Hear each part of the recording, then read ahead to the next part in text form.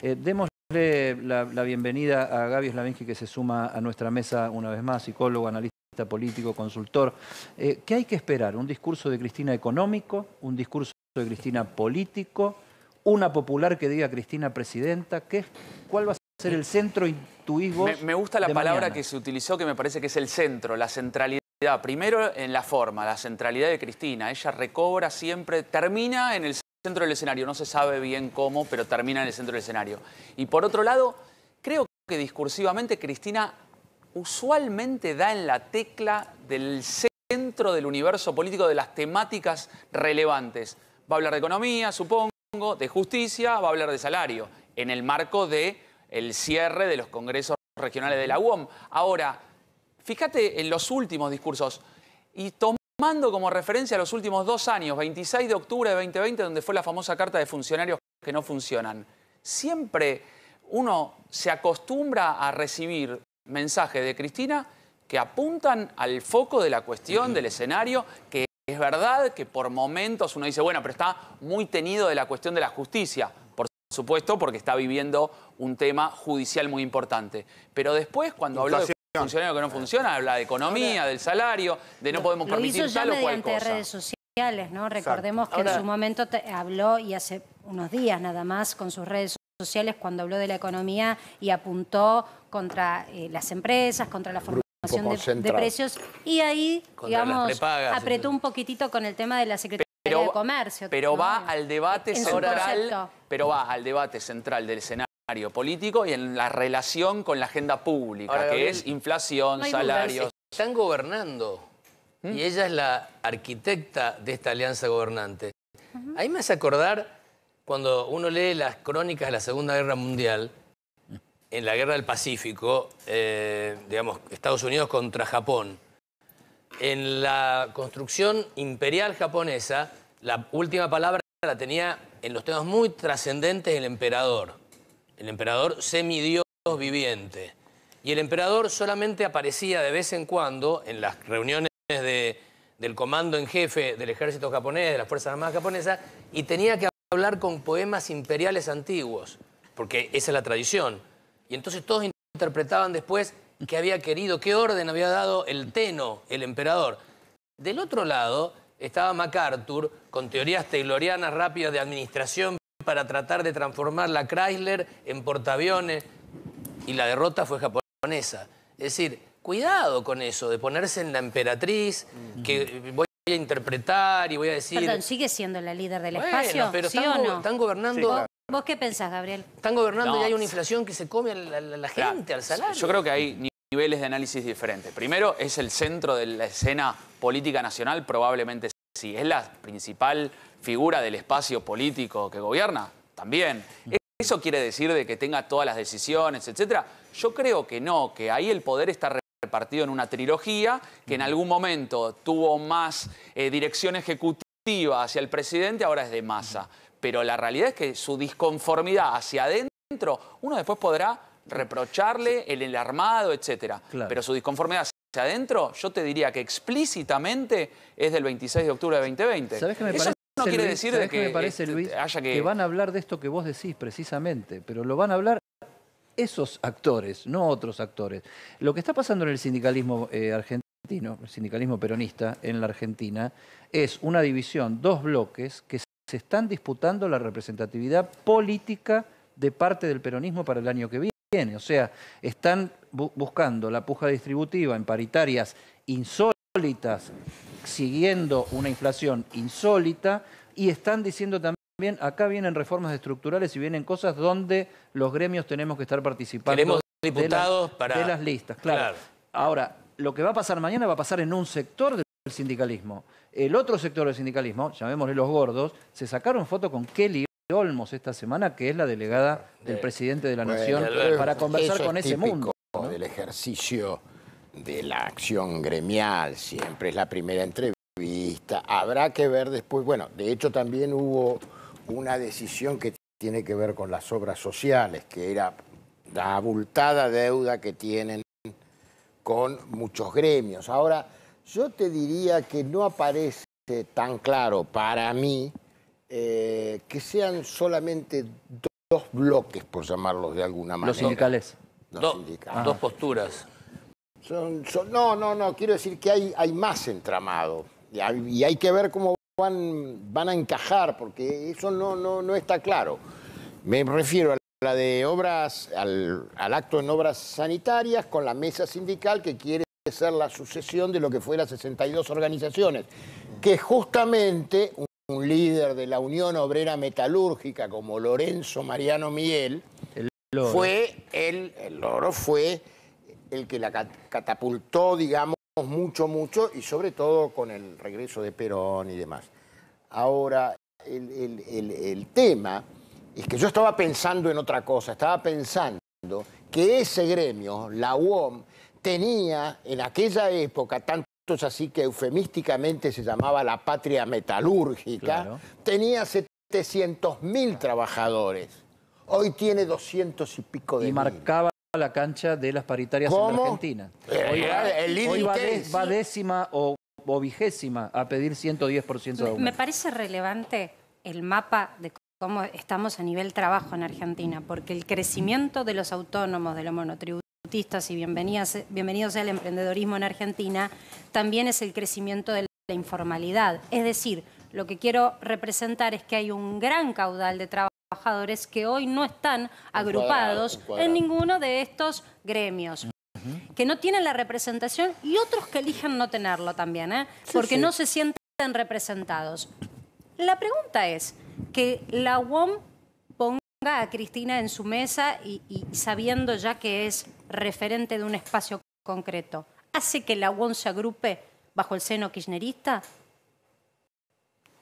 Bueno, información de los secretarios generales. Claro. 50 de los 54. En lo que llamaríamos otrora la superestructura, a eso iba. A eso iba, digo, porque lo que están tratando de impulsar públicamente es la construcción de que ella tiene que ser la candidata. ¿Cómo lo leen ustedes? Un operativo clamor. Sí, recordemos claro, el 17 de octubre, ¿no? Cuando ahí Moyano y también Yasky dicen directamente Cristina presidenta, ¿no? Directamente.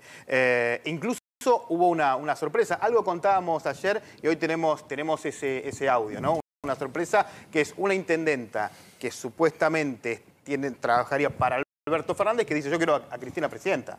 ¿Por qué? Porque estamos hablando del movimiento Evita. La podemos escuchar. Mariel Fernández es la intendenta de Moreno, del movimiento Evita, es decir, cercana a Alberto Fernández, diciendo: pero yo quiero a Cristina. A mí me encantaría que Cristina sea candidata, porque estaría muy clara la conducción y ya está, no hay tantas discusiones. O sea, después tenemos que ver si los números dan para que ella sea, pero a mí me encantaría que Cristina vuelva a ser nuestra presidenta. Fueron para mí de los años más felices de nuestro país, por lo menos lo que yo viví, lo más feliz fue con Néstor y Cristina. Por supuesto, respeto a Alberto, que le ha tocado una tarea muy difícil, pero de cara a lo que viene, si fuera Cristina, yo estaría muy contenta, digamos, ¿no?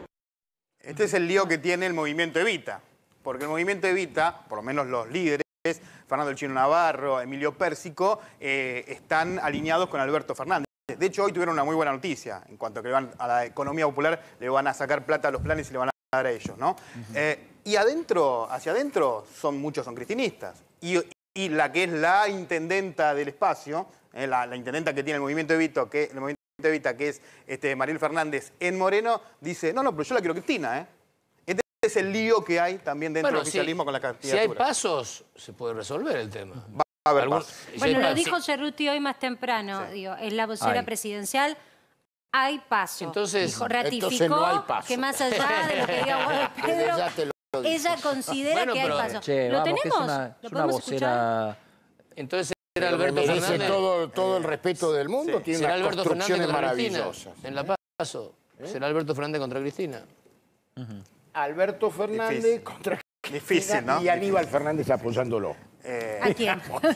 Alberto. Si se pronunció a favor de...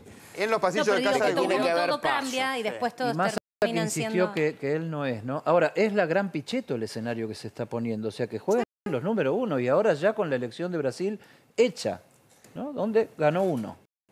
Y mirá la tensión que generó y cómo Bolsonaro tuvo que salir a decir: a ver, no reaccionen los nuestros como la izquierda, desalojen las rutas, ya vamos a ver cómo sigue la cosa. Sí, pero hoy no ¿Lo son... ves ese escenario en la No, Argentina? hoy no son los titulares. Para mí no es ese escenario de pongamos los titulares. Quizás son los presidentes de las empresas, los presidentes del club, pero otro paralelismo hagamos, porque quizás los titulares eran los que venían configurados, trabajando en una candidatura a lo largo del tiempo, que claramente en el sector de Juntos por el Cambio era Larreta, sin duda, y del otro lado estaba más difícil de definirlo, porque uno dice, bueno, en general el presidente va y revalida en su reelección. Claro. Que parecería lo lógico. ¿Es un error poner a Brasil como espejo para el kirchnerismo? Sí, para mí no. Digamos, el kirchnerismo podría mirar a Brasil, obviamente, por la tomando... polarización debería mirarlo. Por la polarización. Por decir, bueno, hay un viento a favor por Lula, pero es conceptual. Yo no sé si tracciona de verdad esa cuestión. Ahora, también, perdón, y acá viene la tercera cosa, que es porque el oficialismo no, digamos, con todos los errores de Bolsonaro, seguramente varios aciertos, pero con todos los errores de Bolsonaro, pobreza creciente, más allá de que la economía funciona bien y cayendo todos los oficialismos por todos lados, sacó un 49%, que la sorpresa es la buena elección que hizo. Es una charla de, a ver, es una ficción de laboratorio, ni siquiera es el laboratorio, no estamos hablando de los hechos, estamos hablando de las posibilidades y los tal veces. A ver, Cristina sola no gana, Macri solo no gana. Ahora, Juntos por el Cambio y el Frente de Todos deciden que Cristina va por un lado y Macri va por el otro. Todo eso se les va a agrupar atrás. ¿Eso divide en buena medida o es el mejor negocio para Milei? No, por dinámicas diferentes. Digamos, hoy estamos llegando a conclusiones por dinámicas diferentes. La interna de Juntos por el Cambio se da justamente porque ve un oficialismo muy debilitado, en donde cada uno de los actores, de los referentes, sienten la oportunidad. Hay porque olor a sangre, ¿verdad? No solamente hay olor a sangre, sino que hay olor a presidencia. Claro. Y vos decís, el que gana la interna es el mejor candidato para la general, para ganar la presidencia, y uno diría que no. Gabriel, ¿y qué opinás? Porque no quiero dejar pasar por alto lo que acaba de decir Miguel Ángel Pichetto en nuestro programa. No habló ni del verano, ni de marzo, ni de comienzo del año próximo. Dijo, de aquí a fin de año tiene que estar ya trazado el liderazgo, o sea, tienen que estar los candidatos. Por lo menos habló de Juntos por el Cambio. Mundial de por medio. Mundial de por medio, y esperemos que le vaya bien a Argentina, pero si no, por ahí antes. Pero me parece, desde el punto de vista económico, hay un razonamiento. La realidad es que le va a costar mucho al gobierno generar resultados positivos para el bolsillo de aquí a fin de año. Por eso también esta construcción de tenerla a Cristina en la UOM es algo muy relevante. Por eso también están buscando el bono. Por eso también muchas de las reaperturas ya están pactadas para que sean en el mes de diciembre. Bueno, pero ahora bien, dicen lo contrario. Déjame plantear algo. Si no tenés soluciones, metele magia. Eso decís. Lo que quiero plantear es lo siguiente.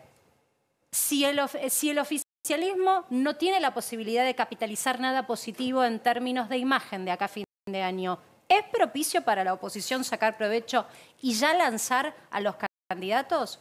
No pueden. Si quisiesen, creo que no pudieran. No solamente no es propicio, no hay forma de que porque Pichetto diga que eso es lo conveniente estratégicamente, no lo lograrían, porque si no, lo podrían haber hecho hace 2 o 3 meses. La oposición se puede Uno podría decir, después de la salida de las cuarentenas, Larreta era un candidato natural que iba hacia la consolidación de su liderazgo y la candidatura a presidente. Sin embargo, pasaron un montón de cosas. En los alrededores de Juntos por el Cambio es que en diciembre tal vez se defina si Macri sí o no. Porque hay otras posibilidades. Pero eso, discúlpame, Luis, eso te cambia todo. Bueno, pero te quedan los otros dos, más el radicalismo. Pero puedo responder con algo conceptual. Hay algo que yo creo que sucede en el trasfondo de todo esto y está sucediendo cada vez más. Y lo vimos en el tratamiento que tuvo el Congreso del acuerdo con el Fondo Monetario y lo estamos viendo ahora en el tratamiento que tiene el Congreso del presupuesto para el año que viene, que es muy distinto al presupuesto que no tenemos este año. Es como que la dirigencia política está diciendo, acá estamos conversando algo más que quién va a ser presidente. Estamos conversando si va a sobrevivir este sistema político dignamente. Me parece interesante. Entonces, me parece que quienes compitan el año que viene en las elecciones también van a estar definiendo eso, no solamente quién manda, porque es muy probable que no mande ninguno en un país tan fragmentado. Entonces, lo que vamos a estar eligiendo, por lo menos desde la lógica de cierta dirigencia política, es cómo se estabiliza, si es posible estabilizar este desprestigiado sistema político. Como dijo el fin de semana el Cholo Simeone, perdonen, para el cholista, siempre se puede estar peor. Siempre se puede estar peor, sí. Entonces hay que tener un poco de cuidado. Fíjate qué interesante, Eddie, que ayer aquí en nuestro programa, Alejandro Finocchiaro, pro puro, compartía lo que decía Guado de Pedro, dos que están en las antípodas en cuanto a lo difícil que es gobernar con elecciones cada 2 años. Digo, esto que vos decís de replantear y reformular el sistema. Esto que están explorando. Todos lo plantearon. Se está explorando. Todos los plantearon. Pero el punto es si las reglas las cambiás ahora, es decir, se eliminás las pasos, haces un sistema electoral de 6 años ahora, o si esperás a después de las elecciones. No es lo mismo. 12 gobernadores que ya le comunicaron a Cristina que no quieren paso. Y que adelantan las elecciones. Y que no, al contrario, no las van a tratar de no adelantarlas, que se hagan todos en la misma jornada. Si no hacen paso, digamos. Sí, claro. Obviamente. Ese es el tema. Entre ellos está Mansur, que tiene un liderazgo. Bueno, hay varios. Ese es un tema crucial. Ahora, Cristina hizo este engendro político de llevar a un candidato a presidente que no era ella vicepresidenta, teniendo el poder, que no ha resultado tan satisfactorio, tan bueno. En lo táctico sí, en lo estratégico claro, no estaría funcionando. Porque la situación le era adversa electoralmente. La situación es mucho más adversa para Cristina ahora que en aquel momento. Sí. Porque gobernaron y no gobernaron bien. Sí, entonces, el mismo criterio la tiene que llevar a que discúlpame, si se presenta para ser derrotada. Te tomo esa mirada. También te sumo a colación algo que analizamos juntos desde el domingo con Eddie y todos obviamente estamos tratando de mirar. Vos fíjate lo que pasó con Bolsonaro, estuvo muy cerca de ganar. Es decir, que hay un oficialismo que puede, en Brasil casi que gana. Un oficialismo que casi revalida el título y lo gana. Pero por otro lado, si Cristina empieza a desmarcarse públicamente, como también estamos escuchando algunos referentes de la Cámpora, que mientras cierto sector, como hoy, y lo vamos a ver en un ratito nada más, el viceministro, el segundo de Massa, el economista jefe del equipo es Gabriel Rubinstein, hoy en el Senado recalcó que la inflación es el resultado de un desequilibrio monetario, mientras tenés a los líderes de la Cámpora pidiendo una intervención en determinados sectores donde hay concentración, donde vimos y lo mostramos esta semana, le piden al consumidor que haga un boicot a la compra donde ve remarcaciones. Si ella logra desmarcarse de lo que es la gestión... No va a poder. ¿Por qué pensás que no? Porque es la autora, ella es la dueña del espacio. Ella creó a Alberto Fernández. Es muy difícil que el electorado le permita eso es difícil. Ahora, dividir es como si García Márquez le hubiera dado el premio Nobel por 100 años de soledad. Depende de quién esté en contra también. Este es otro factor. Yo ahora le voy a preguntar, no al consultor, al psicólogo.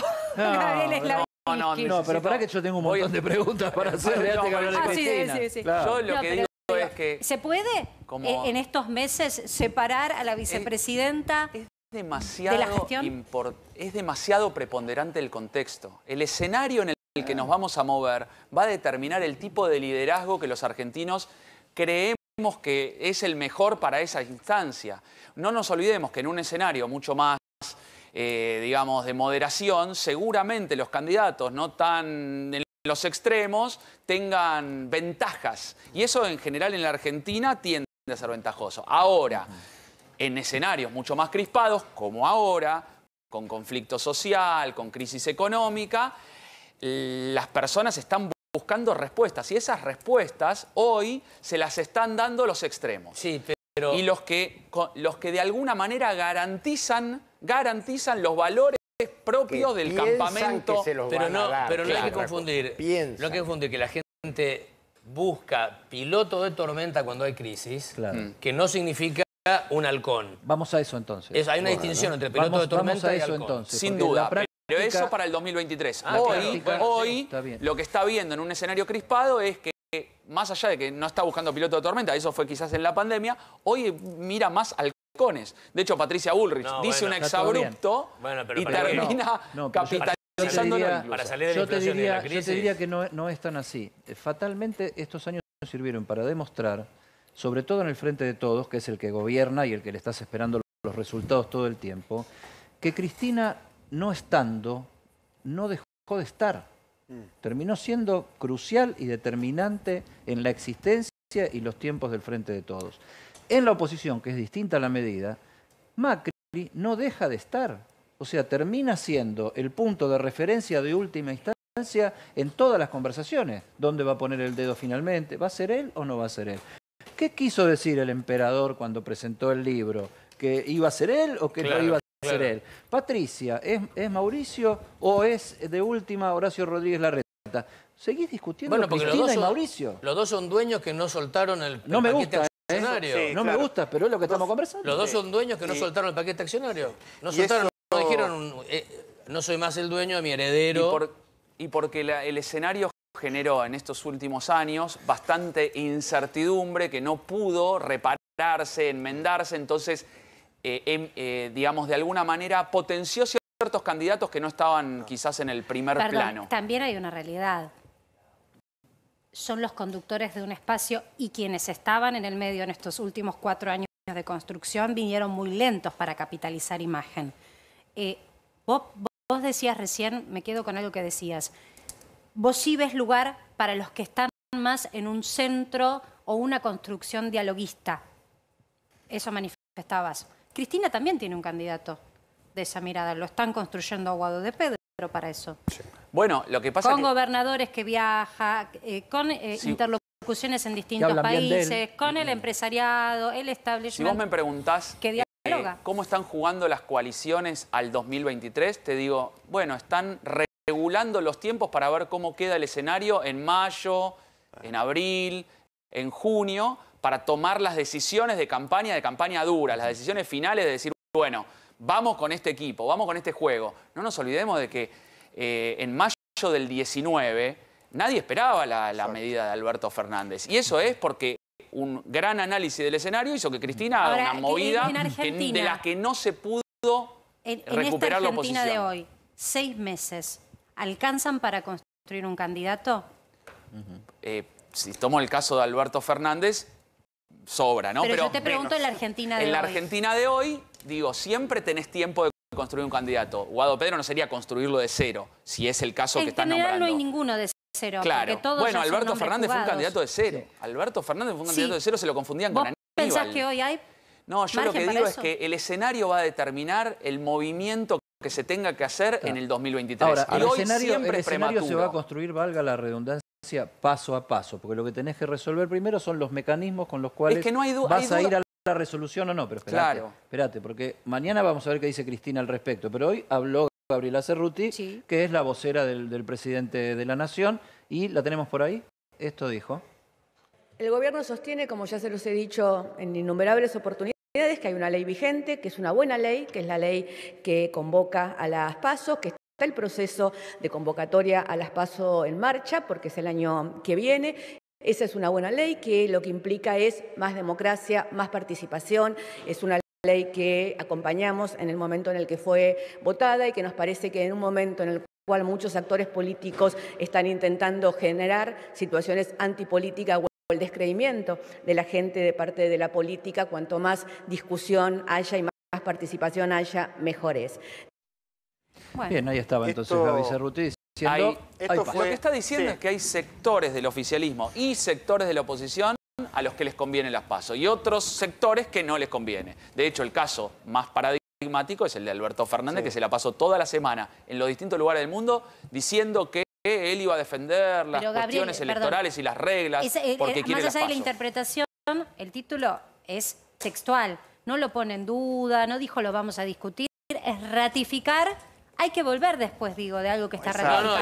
¿No? Había en casa del gobierno, no había ninguna duda. Primero, este cambio de posición, no solo de defender las PASO, sino salir al ataque. Porque lo que salen a decir es una buena ley, que cuando se viene diciendo es una ley mala, no sirve, dice, es una buena ley, la defendemos y el Congreso está para cosas más importantes. Bueno, además necesita una mayoría que con esto te la perdieron. ¿Por qué sale así Gabriela Cerruti hoy? ¿Por qué sale? Hoy Gabriela Cerruti sale así porque ya están convencidos en casa del gobierno de que no hay manera, que no hay número y no dan los tiempos. Es decir, ¿por qué decimos esto? Porque antes del 30 de noviembre tendría que estar aprobada. Terminan las sesiones ordinarias. Después, y no las va a poner sesiones en las extraordinarias. Solo se trata de lo que manda el presidente al Congreso. No se va a hacer cargo de eso. No hay manera, no hay número y por eso hoy sale tan confiada Gabriela Cerruti a decir las PASO están aseguradas, no hay manera de eliminarlas. Disculpen, la última palabra entonces la tuvo el presidente esta vez. Sí. Porque si él quería, podría haber gestionado las extraordinarias y se podría haber dado este debate. Pero ahí está el esta vez sí hubo lapicera y decisión. Pero cuando se dice que el presidente está en un momento de debilidad, por supuesto que hay que convalidarlo. Pero que el presidente tiene algunos argumentos y cuestiones, el poder de la firma y la lapicera, como se dice, tiene que ver con estas cosas de política real, de marcar reglas de juego donde son convenientes para él. Cristina dijo en la intimidad, déjenlo que le haga su juego. Yo ya en su momento yo me voy a ocupar de él. Está. En la política real, déjenme, anotame ahí en un margencito para cuando las cosas se resuelvan, lo que sucedió hasta ahora es que se instaló de la manera más entretenida posible para el público la idea de que hay que barajar y dar de nuevo en la construcción y la edificación del sistema político, porque esto no da para más. Todos los políticos saben que no se les cree un pepino nada de lo que están diciendo y que no corren el riesgo de no representar muy pronto absolutamente a nadie. A un punto que me da la sensación de que nadie, más allá de quienes informan, compran el diario, pero en la calle nadie está preocupado por la paso. Sí, paso no. Y te diría, me gustaría saber si puede todo el mundo terminar en una reforma lo que constitucional. Las PASO. No por las PASO, sino por la ley de cada cuánto se vota. Esto puede terminar en una reforma constitucional. Y esa sí es una conversación que la tenés que ir abriendo de a poco y con tiempo. ¿Y sabés quién capitaliza todas estas cuestiones tan difíciles y tan desconectadas de la realidad social de la sociedad? Javier Milei. ¿Dónde está el voto de Milei y la explicación? Y bueno, que la política discute endogámicamente, electoralismos, cuestiones que tienen que ver con la organización interna, que no le encuentran la vuelta. También él habla de los impuestos y huye de los debates de los impuestos. Sí, pero esto yo creo que ahí... Está bien, eso no le interesa a nadie, pero habría que tratar de incluir a Javier no hay duda, Milei pero en la conversación. Encontrando... Habría que tratar de incluir a Javier Milei en la conversación, porque es un tema verdaderamente muy importante. Pero ¿sabés que tiene que ver con que si la política va a dar respuesta o no va a dar respuesta. Y si la política cada 2 años no hace otra cosa que pelearse, que la verdad, si hay elecciones cada 2 años, la política solo está para pelearse y no hay solución para los temas, es un tema importante rediscutir el sistema democrático en el país. Sabés que el apoyo y los votos, vos tenés una doble vía. Los que te llegan porque las personas terminan apoyándote o votándote porque... Y también los que vas a buscar. En este caso no hay esfuerzo de Milei por ir a buscarlo. Directamente le llegan oleadas justamente por la desconexión. Claro, es el espacio del antisistémico, del que está enojado, que crece, más allá del candidato. Recién veníamos hablando de lo que pasa en Brasil. Luis, ¿qué está pasando en Chile? Bueno, en Chile hay una imagen interesante que nos puede servir de punta para analizar cosas más profundas, ¿no? La imagen... Ahí está, mira, el presidente Boric llegando en bicicleta. No se acordó de Dietrich. ¿No es Alejandro Gomel? No. No, es Boric. Es Boric. Hace 5 años, este muchacho, porque tiene 36 años, era un estudiante revoltoso en la Plaza Italia, que estaba enojado y comandaba a los estudiantes enojados por hartazgo del sistema. Y ahora está ahí, llegando en bicicleta a la Casa de la Moneda, en el día, que señalaba recién Marcela correctamente, en el día en que se tomó una decisión trascendente, importante, para mí equivocada, para muchos chilenos no, de cambiar el sistema de jubilaciones de Chile o avanzar en la idea de anular el sistema de ahorro, las AFJP nuestras que se llamaban allá a JP, creo. Te digo que acá se miró con mucha ilusión lo que pasó en Chile, porque casi te diría, en el seno del kirchnerismo dicen, mira cómo nos usan los chilenos y siguen nuestro ejemplo. Sí. No en todo. No, digo con lo de los fondos, ¿no? Es lo que te decía, Fíjate también, es lo que te decía de la gorra de Lula. Lula se pone la gorra, pero no las ideas. Antisistemas llegan y son sistemas. 8% de comisión. Recordemos las cosas también como son. Yo no estoy en principio ni a favor ni en contra del sistema de solidaridad o de capitalización. Pero por favor que no nos estafen más. Bueno, pero el choreo que hay con el sistema también, actual... pero vos me haces el juego de que no aceptás una cosa. No, el choreo no que hay en el es sistema eso. actual es una cosa, la estafa, pero bueno, es otra discusión. El tema es que en Chile se avanzó en este sentido y el presidente está cultivando este estilo, que este estilo es coherente con el para qué lo votaron. Lo votaron para que no se parezca a un político. Y ahí había un joven que no se parecía a un político, llegando a la Casa de la Moneda. Ahora, no sé si eso alcanza. Hay que ver si eso dentro de alcanza. 2 años Claro. cómo llega. Porque Claro. acá hubo un ministro que se llamó Celestino Rodrigo, que el primer viaje lo hizo en subte. Fue el primero Bueno, y el último. Dietrich llegaba... Bueno. En tu análisis, el más del allá de Rodrigazo, más allá de... Bueno, de tenemos las un papa que imágenes. viajaba en subte, ¿no? El siguiente que iba en subte fue Chacho Pero Álvarez iba en también. serio el Papa. Alberto llegó manejando a su asunción. Ahora, Pero perdón, esas son construcciones. Yo lo que te quiero preguntar, vos que haces el análisis real. ¿Lo que está gobernando es lo que él prometió en la campaña o giró al centro? Porque en algunas teníamos un cosas- líder antisistema, pero está entrando a la Casa de la Moneda. en algunos, O sea, ¿qué en sistema? algunos casos sí y en otros no. En el caso de los mapuches, puso marcha atrás absolutamente lo que había prometido en la campaña y tiene ley marcial y movilizado el ejército en la Araucanía. Eso es casi lo mismo que Piñera y si querés, la gorra. Pasa a la derecha que Piñera. Claro, casi como claro, en la época de Pinochet no se hacía, digamos, casi. Bueno, no estaba este problema con tanta virulencia. En otros asuntos es muy, por ejemplo, me contaban la vez pasada el lío que se armó, lo vimos de este lado, pero adentro de Chile, cuando se negó a recibir las cartas credenciales del embajador de Israel por ser un amante, un partidario de la causa palestina.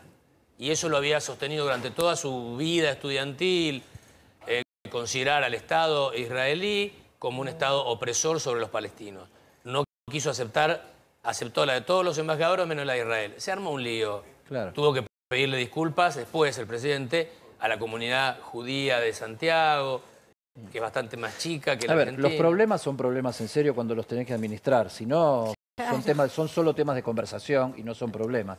Ahora, dos cosas. Primero, la simbología de este muchacho que va más allá de la bicicleta y que creo que tiene que ver con una situación social bastante profunda. Todos estos liderazgos surgieron de protestas estudiantiles. Protestas estudiantiles que tienen que ver con un país que económicamente estaba estable, pero que tenía demandas de mayor inclusión y mayor estrategia de capacitación para el futuro. O sea, la discusión en Chile es una discusión acorde con lo que le pasaba a Chile. No es una discusión de izquierda o derecha. Es una discusión de, a ver, dame más capacitación, dame más educación, dame más capacitación tecnológica para el futuro. Y los chilenos actuales son muy cuidadosos de no alterar la macroeconomía para no tener un problema de fondo. Y cuando tiene que gobernar un muchacho como Gabriel Boric, tiene que hacerse cargo de estas cuestiones. Tema AFJP. Yo creo que la discusión de la popular es privado-público o es solidaridad y mercado de capitales y capitalización. Acá el tema es por qué el Estado tiene que resignar o no la administración de fondos que son aportados por todos los ciudadanos y darlos a la administración cerrada de grupos que les puede ir bien y les puede ir mal en el funcionamiento y en la administración liberal de esos capitales, cuando son aportados por toda la sociedad y por todo el público. Entonces, me parece que acá también hay una discusión de caja, que tiene que ver quién administra la caja pública, ¿la administran los privados o la administra el Estado? Es una discusión de fondo. Eddie, yo sumo a lo que vos decís, pero porque tal vez no todo el mundo lo sepa, seguimos igual atados al mercado financiero. Claro que lo sí. que cambió es quién lo administra, Exacto. porque antes eran los fondos de las AFJP, hoy es el Fondo de Garantía y Sustentabilidad, solo que lo administra un funcionario, y cuando cambia el color político cambia el funcionario o cambia toda la manera de encarar eso, pero de todas maneras... Y algunos funcionarios de ciertas gestiones administran en los fondos de ahorro y de pensión de sus propios partidarios, ¿no? Lo que digo sino es, familiares incluso. No sabemos en qué están invertidas tampoco las jubilaciones hoy, en el minuto a minuto. En la gestión Macri supimos que el grupo Caputo, la financiera de Caputo, administraron parte de, o sea, el el fondo de sustentabilidad de ANSES invirtió en estos fondos de inversión. Bien, lo que digo es que eso no lo ves en una pantalla de minuto a minuto. No tiene la posibilidad, vos que estás aportando como yo estoy aportando, no tenemos la posibilidad de ver nuestro capital minuto a minuto cómo está siendo administrado por ese funcionario. En qué acciones compra, en qué bonos. Lo digo a colación porque también como decimos una cosa, decimos la otra. Que había un sistema abusivo en Argentina, no hay dudas, seguro, por eso tanta gente proclamó la estatización de las FJP. Pero déjame decirte algo que sucede en el día a día. La administración de algunos tipos de cambio y de la deuda pública está también muy apalancada por cómo se gestionan esos fondos. Si no existiera la ANSES detrás de determinadas acciones o de determinados bonos, seguramente habría otros movimientos en nuestro mercado local. Tal vez si no fuesen tan exhaustivos compradores de los bonos del Tesoro, los rendimientos de las licitaciones serían distintos. Esto es importante, porque a veces... A ver, lo que estás diciendo en síntesis es que tal vez el Estado debe administrarlos, pero administrarlos de otra manera. Y no sabemos si lo están administrando de la manera más rentable, porque de hecho si otra vez vamos a una reforma jubilatoria, no solamente eso, a conveniencia de la gestión. ¿De quién? A conveniencia de la gestión. Yo te compro estos bonos y que vos estás licitando a esta tasa de interés, te aseguro que vas a tener una buena tasa de interés y esos pesos no están dando vuelta. Ahora la caja y vas y venís en el Chile tuvo mercado de capitales y tuvo crédito en gran parte gracias a esos fondos. La Argentina no tiene ese mercado de capitales ni crédito. No accedemos a ningún crédito. Acá salvo con el dedito de algún funcionario. Por eso lo pongo en debate. Es una gran diferencia para que la economía crezca o no crezca. Nos guste o no nos guste, las economías crecen con crédito. Ahora, ¿qué pasa en la Argentina? Porque, ¿viste? Todo esto que estamos hablando es lo importante. Yo hago tapas de revistas, me gusta lo interesante. ¿Qué pasa si mañana Alberto Fernández llega en bicicleta a la Casa Rosada? Se cae, pobre. Porque hay una rejilla ahí justo. Se choca con la reja. Acá esperemos que no se le ocurra por una cuestión de seguridad. Mismo lo que le pasó a la vicepresidenta. Y yo diría, yo lo vuelvo a preguntar y lo pregunté. Barbijo, ya la calle está... un poco, tendría que... Le vendría bien un poco. Le vendría bien pedalear. Pero hace no, pero viene cosas parecidas, ¿no? Pero viene de Olivo, es muy lejos. Hace cosas parecidas. Sí, se va a Brasil a saludar a Lula. Va a tomar examen a la UBA. Sí, tomó examen a la UBA. Lo de la bicicleta me parece que quedó... Se va a visitar al amigo cuando va a la selección. ¿Sabés que los chilenos analizaron, la prensa chilena, si venía de la casa? Porque no parece que se hubiera bajado de la limusina a 2 cuadras. Claro. No, y salió de la casa con el casquito. Sí, había algún otro funcionario que justamente alguna vez lo descubrieron bajando de una camioneta con el bicicleta. Pero no importa. ¿Qué dice Clarín si Alberto llega a la Casa de Gobierno en bicicleta? Campolongo, vos que sos un editor, un periodista hace mucho tiempo. No, lo publica, pero no creo que hoy por hoy, como están las cosas, que lo exalte demasiado. Las señales y los gestos, a mi criterio, sirven para confirmar mensajes, un posicionamiento. Eso te da coherencia, cuando va en la misma sintonía, en la ola, en el viento a favor. Más que el mensaje, sería bueno descubrir la idea. Claro, ¿cuál es la idea estratégica más que la táctica? ¿Cuál es la idea de lo que me está queriendo decir? Porque lo otro sí es la sociedad del espectáculo, ya lo sabemos, viene desde hace muchos años. Boric tiene 36 años y es un líder estudiantil. La bicicleta... Pero su traje ahora, ¿viste? El estilo Nayib Bukele. ¿No te llama la atención vos que construís candidatos? Venía con traje, pero sin corbata. Pero va cambiando, los chilenos usan el traje medio largo. No sabe por qué. Eso decíamos los mendocinos. Tienen brazos cortos. No sé, siempre usan y los pantalones